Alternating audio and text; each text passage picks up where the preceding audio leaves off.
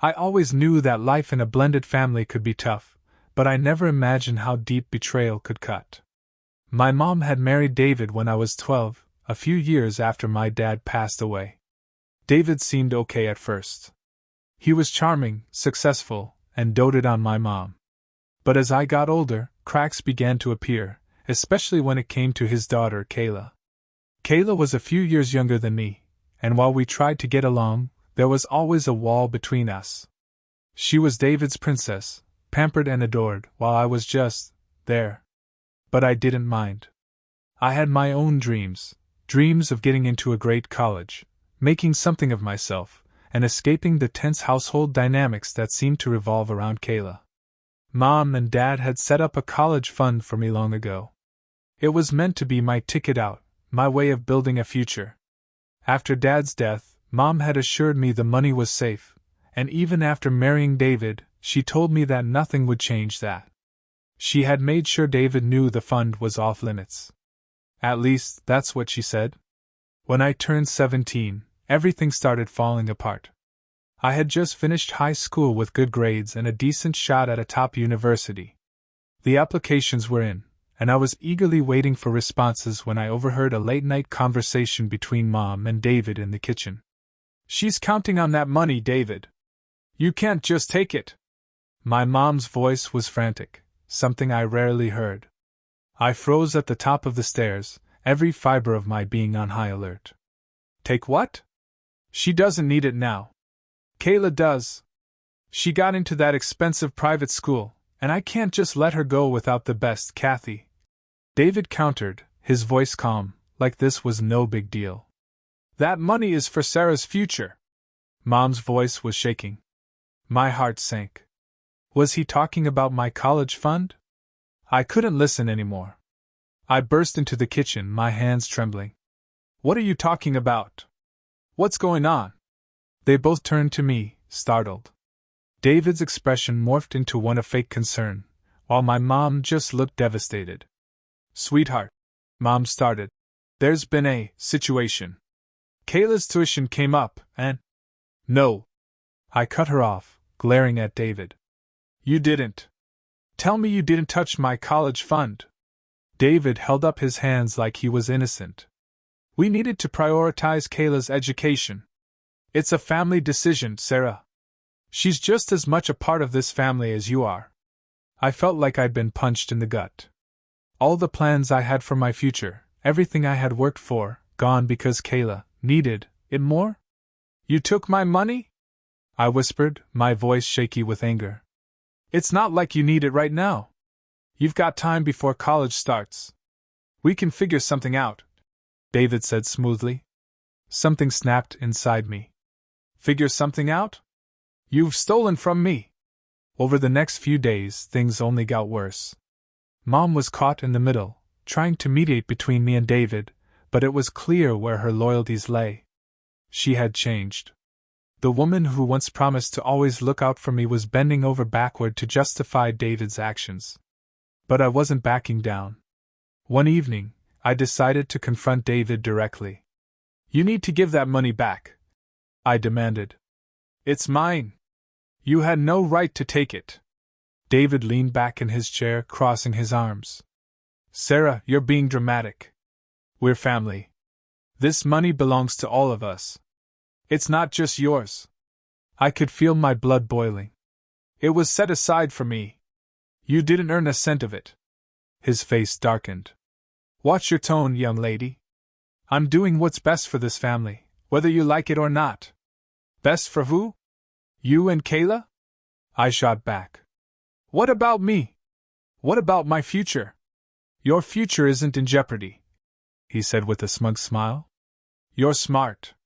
You'll get scholarships. But Kayla needs this opportunity now." I couldn't believe what I was hearing. "So you're just going to screw me over because she can't get into college without your help? You're acting entitled, Sarah. This is a decision we've made as a family." I was so furious I could barely see straight. "This is theft. I'm not letting you get away with it." That's when his expression changed. Something cold flickered in his eyes. "You might want to be careful with those accusations. You wouldn't want people thinking you're the one who's been stealing. I blinked, confused. What? He stood up, towering over me. I've noticed some things missing around the house. Expensive things. Jewelry, money. It'd be a real shame if anyone thought you were behind it.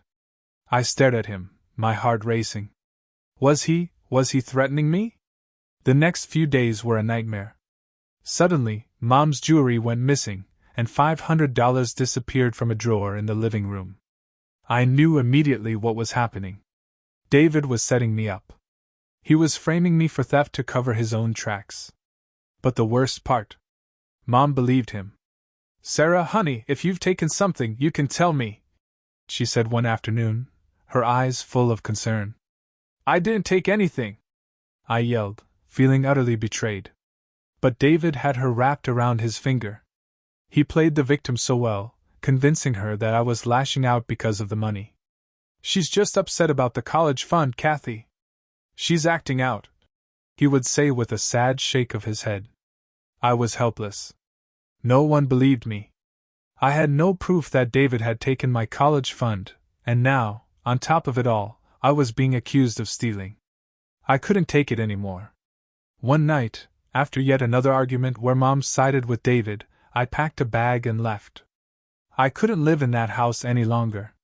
I stayed with a friend for a while, trying to figure out what to do. My college fund was gone, my mom didn't trust me, and David had successfully turned the entire situation around on me. I needed help. I decided to reach out to a lawyer, explaining the situation. But without solid proof, there wasn't much they could do. David had control over the household finances, and legally, he could argue that he had used the money for family expenses. It felt hopeless. My dream of going to college was slipping through my fingers. Then, something unexpected happened. Kayla, David's precious daughter, reached out to me. I was shocked when I saw her name pop up on my phone. I almost didn't answer, but curiosity got the better of me. Hey, she said awkwardly. Can we meet? I hesitated. Why? There's something you need to know. About my dad. I agreed, though I wasn't sure what to expect. We met at a small cafe in town, and she seemed nervous, fidgeting with her hands the entire time. I know what my dad did, she said quietly. What do you mean? She looked up at me, her eyes filled with guilt. He took your college fund. He told me it was just a loan, that he'd replace the money before you needed it. But he didn't. I felt a surge of anger. You knew? She nodded. I didn't realize how bad it was until recently. He's been doing shady things with money for a while now. I thought it was just for my school, but it's more than that. I stared at her, barely able to process what she was saying. So why are you telling me this now? Because he's planning something worse, she whispered. He's been talking about setting you up. To get you out of the way. My blood ran cold. What do you mean? She glanced around, lowering her voice. He's going to make it look like you stole from the family. He's already told Mom that he found evidence. If you don't do something, he's going to ruin you. With Kayla's help, I finally had a way to expose David. She provided me with emails and texts that showed his plans, how he had been manipulating the finances, and how he intended to frame me. I took everything to the lawyer and, with Kayla willing to testify, we built a case against him. It wasn't easy, and there were moments I thought he'd get away with it. But eventually, the truth came out. David was exposed as the manipulative liar he was. He had not only stolen my college fund but had also been embezzling money from his own business. The family was shocked, and Mom was devastated. I wish I could say things went back to normal after that, but they didn't. My relationship with my mom was fractured beyond repair. She had chosen to believe David over me, and that hurt more than anything. I ended up moving out and starting fresh, finding a way to pay for college through scholarships and part-time jobs. But I learned a valuable lesson from the entire ordeal. Sometimes, the people you trust the most can hurt you the worst. And when they do, you have two choices: either let the betrayal consume you, or rise above it. After David's exposure, the fallout was immediate. He was arrested for embezzlement, but my victory didn't feel as sweet as I thought it would. Mom was a wreck, torn between guilt over believing David and the devastation of seeing her marriage crumble.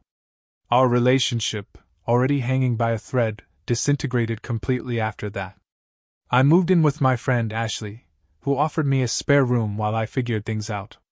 The sense of freedom was overwhelming, but I was also terrified. I had spent so many years depending on a future that involved my college fund, and now it was gone. The thought of starting over from scratch felt like standing at the edge of a cliff, looking into the unknown. Kayla reached out to me a few more times after David's arrest. She apologized again and again for her role in the situation, but I couldn't bring myself to forgive her completely. Though she had helped me in the end, she had still benefited from my loss. She got her education at my expense, and it was a reminder of everything I had lost. "I'm sorry," she said one day over coffee. "I was selfish. I didn't think about what it was costing you." I looked at her, feeling a mixture of anger and pity. "You didn't care because you were getting what you wanted. You had everything handed to you, Kayla. I had to fight for what little I had left." Her face fell, and I almost felt bad for being so harsh. "Almost. I know," she said softly. "But I want to make it up to you. I don't know how, but I'll find a way." I didn't know if that was possible, but part of me appreciated the gesture. Still, the damage was done. Despite everything, I was determined not to let David ruin my future. I applied for every scholarship I could find and worked late nights at a local diner to save up enough money for school. It wasn't easy, and there were times I felt like giving up. But every time I thought about quitting, I reminded myself of everything I had been through. I had already lost so much: my college fund, my home, my relationship with my mother, but I refused to let that define me.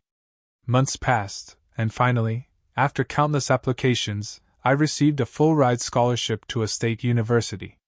It wasn't the prestigious private school I had dreamed of, but it was a start. And for the first time in a long time, I felt like I was in control of my own destiny. As I packed up my few belongings and moved into the dorm, I felt a sense of relief wash over me. This was my chance to start over, to build a life that was truly mine. No more relying on other people, no more being at the mercy of someone else's decisions. I had earned this. College was everything I hoped it would be. I threw myself into my studies, determined to make the most of the opportunity one had fought so hard to get. I made new friends, joined clubs, and slowly started to rebuild my confidence. For the first time in years, I felt like I was moving forward, not stuck in the toxic cycle that had dominated my life for so long. One evening, during my second semester, I received an unexpected phone call. It was my mom. "Sarah," she said, her voice shaky, "I need to see you. Can we meet? Please." I hesitated, unsure of what to say. It had been nearly a year since David's arrest, and in all that time, she hadn't reached out to me once. Part of me wanted to hang up and forget about her, but another part of me, the part that still longed for the relationship we used to have, agreed to meet her. We arranged to meet at a cafe near campus. I arrived early, feeling anxious and unsure of what to expect. When she walked in, I barely recognized her.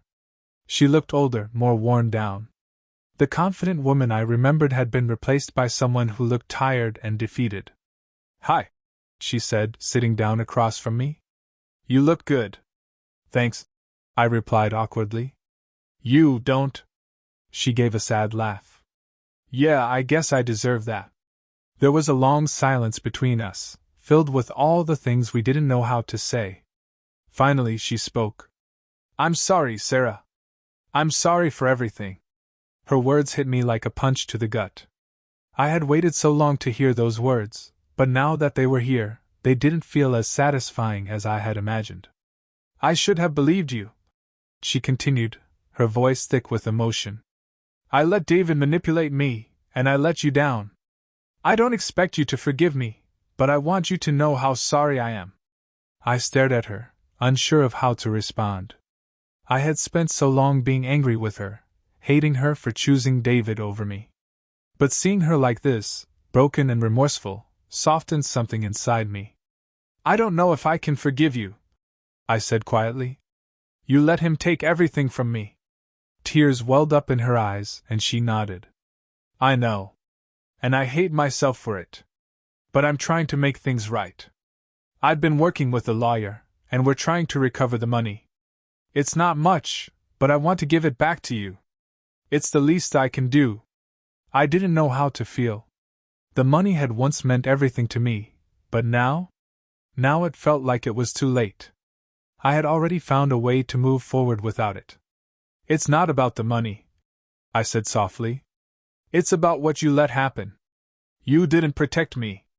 She wiped at her eyes, struggling to hold back her tears. "I know. And I'll regret that for the rest of my life." There was another long silence. I didn't know what to say, and she seemed to be waiting for some kind of absolution that I wasn't ready to give. "I'm glad you're trying to make things right," I finally said.